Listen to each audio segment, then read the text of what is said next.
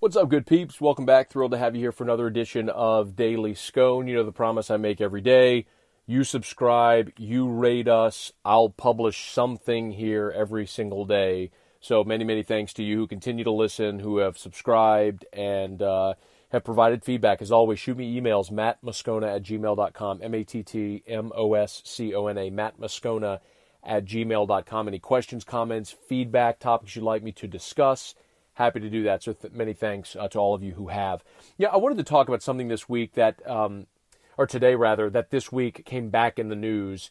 And before you roll your eyes and click on something else, I want you to understand I'm not going to give you an opinion on the NFL's kneeling policy.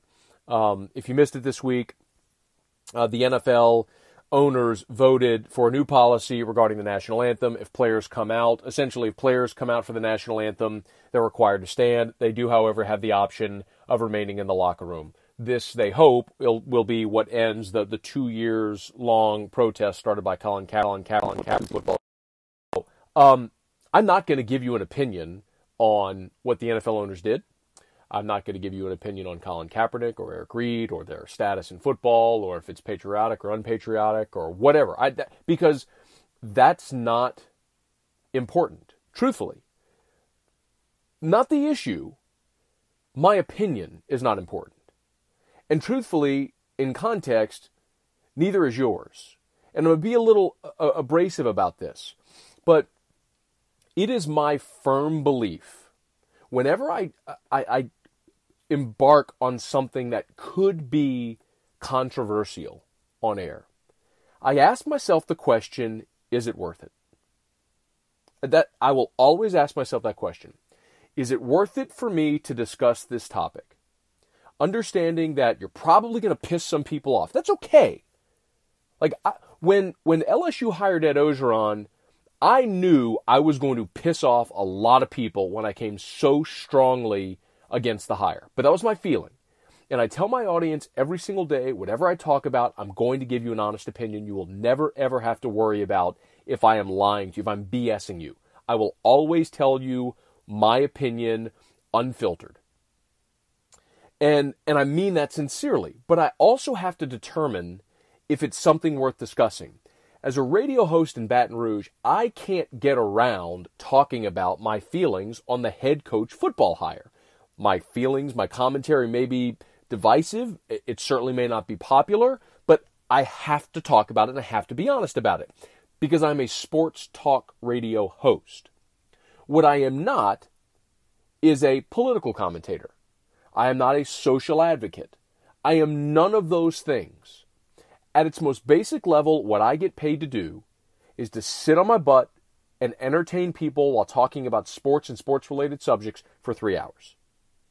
Now, if the controversy over the anthem protests started to affect ratings, or ratings affected revenue, and revenue affected the salary cap, and the salary cap started to affect what players could be signed, different things like that. Okay, now you're talking about branches to that subject that very directly affect the product on the field. That's not happening now. And something that I always resent is the rope-a-dope. And it happens a lot, unfortunately, at times in our society. It is my very firm belief that that people that have an audience have got to have a very healthy respect for that audience, for their time and for the reason that they are consuming you, whatever it is. If you are a musician and somebody buys your music and they love your music and they buy a ticket to come to a concert, they're coming to this concert to hear you play the songs that they love and to be entertained. They're not coming to the concert to hear political commentary. And that doesn't matter if you're Green Day bashing George W. Bush or if you're whatever country music artist that might be a right-leaning. It's irrelevant what side of the argument you fall on. Understand, it doesn't matter where you fall, on what side of the aisle, politically or socially or anything like that. If you have an audience for a certain reason, in my opinion, then your obligation to your audience is to entertain them for the reason which they consume you. So as a sports talk radio show host, my job is to talk about sports and sports-related subjects. Now, I get it. There are times I stray and I have fun, and I've told you before, I have fun with different topics. But there's a very big difference, in my opinion, between finding fun, creative ways to address sports-related topics and dabbling in things that really are social issues or political issues veiled under sports talk commentary. And I'll never go there. I'll never go there because of what I went back to at the beginning, which is it's not worth it.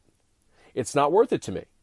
If I were a paid political commentator, then I would absolutely 100% give you my unfiltered opinion on those anthem protests. And that's not to say that sports doesn't sometimes become transcendent. There are absolutely times when sports transcends just the playing field. When sports figures have the type of audience they do, that's very natural. When J.J. Watt raises $37 million after Hurricane Harvey for hurricane relief, that becomes something that transcends what you might do for 60 minutes on a Sunday. Absolutely, that's going to get publicized far more than just the sports page or the sports block in the evening news. That's going to be transcendent national or international news, and it should be. But for me, and here's where I differentiate, I will always be okay with someone using their celebrity. If their celebrity is gained through acting, film, TV, athletics, music, however you gain your celebrity, if you use that celebrity for something that is an indisputable good for society, then I'm good with it. If you are I'm certainly not a gigantic celebrity. I would never claim to be, okay? But in the context of the radio market in Baton Rouge, certainly we have an audience, and I'm thrilled about that. And my son has undergone 8 surgeries, and I'm very passionate about, pediatric services and medical care. Texas Children's Hospital was wonderful to us. Our son's had 2 heart surgeries. I'm a board member for a heart foundation, the Congenital Heart Foundation of Louisiana, and I firmly believe that if I can influence people to give and to be generous, and that's going to help save children that have heart defects or other issues like my son, that's for the general good, the indisputable good of humanity, and that's something I'm thrilled to do if there's a cause I'm passionate about. And I'm totally okay with that. But it's a very different story when you're using the platform and whatever degree of celebrity that you have to talk about something other than the reason for which you have that celebrity and that platform. So that's why I'll always go back to, is it worth it? My job in media is how I pay my mortgage. It's how I feed my family. It's how I pay for my son's medical bills. Sports is a lot of fun, but for me, it's also a job. And I would never compromise that. I would never risk losing a member of my audience for something that did not pertain to the subject matter which I am paid to discuss on a daily basis. And political and social issues do not fall under the umbrella of what I'm hired to do. If I went literally across the hall in our building at Guarantee Media, and I was the afternoon drive host on Talk 107.3, you better believe I'd be all over this, because that is my meal ticket. But I'm not, as an ESPN radio host, going to address political, social issues like that, because it's not my place. It's not to say that it doesn't matter. It's not to say I don't have opinions on them. You want to come over to my house and have a conversation? Let's have a conversation. But on my radio show from 3 until 6 p.m., where I am paid every day to talk about sports and the teams that I cover and the things that interest you, if you want political commentary, there's places you can get it. But my show isn't one of those vehicles for that commentary. It should never be. And if someone chooses not to listen to my show because they don't like me, they don't like my style, they don't like my voice, they don't like my takes, fine. I can live with that. If you just don't like the show I do, that's fine. There are musicians that are multi-platinum that people may hate. Like, there's people that probably don't like U2, one of the most famous bands in the history of time. One of my favorite bands all time is Pearl Jam. My wife hates Pearl Jam. Okay. Like, you can live with that if you do you and someone just doesn't like your product. That's fine. There's nothing you can do about that. And you realize you cannot make everybody love you. You will never have unanimous support. Nobody will ever the most famous actor in the world, somebody doesn't like their work. The most famous musician, the Beatles. There's people that hate the Beatles. And there's nothing you can do about that. But I'll never give someone a reason not to listen to me for something other than what I should be talking about from 3 until 6 Central. So I would always encourage anybody, understand what it is you do. If your job is to be a reporter, then you probably shouldn't be giving commentary. Unless if you're paid in a certain facet to do that.